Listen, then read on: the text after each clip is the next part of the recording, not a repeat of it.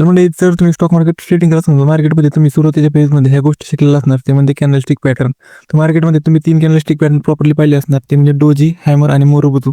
तर सिम्पली मार्केटमध्ये तर ट्रेडिंग करत असाल तर असे कॅन्डल पॅटर्न बनवायची तुम्हाला गरज नाही आहे. तुम्ही सिम्पली एक गोष्ट फॉलो करा, तुम्हाला नक्कीच फायदा होईल. तर सिम्पली काय असतं की मार्केट जेव्हा पडतं ना अशा वेळेस मार्केट जेव्हा सपोर्ट झोनच्या आसपास येतात अशा वेळेस मार्केटमध्ये तुम्हाला एक गोष्ट पाहायला मिळू शकते ते म्हणजे मार्केटमध्ये कंटिन्युअसली एक रिजेक्शन झोन मार्केटमध्ये खालच्या साईडने तयार झालेला असतो. सिम्पली अशा टाईपचे रिजेक्शन जर खालच्या साईडने जर येत असतील ना हे सिम्पली इंडिकेट करते की मार्केटमध्ये बायर्स हे इथून मार्केटला खालून पुश करत आहेत आणि जर मार्केटमध्ये खालून बायर्स पुश करत असाल तर मार्केट हे सपोर्टवरून मार्केट पुन्हा एकदा रिव्हर्सल टाकू शकतं. तर हे सिम्पली कसं वर्क होतं तुम्हाला सांगतो.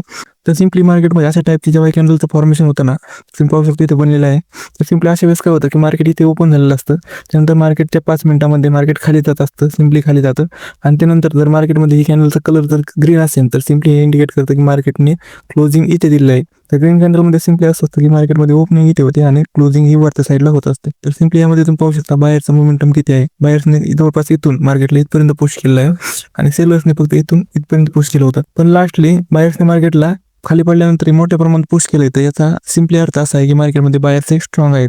तर मार्केटमध्ये बायर्स स्ट्रॉंग आहेत त्यामुळे मार्केट कंटिन्युअसली खाली साईडने रिजेक्शन मारत आहे.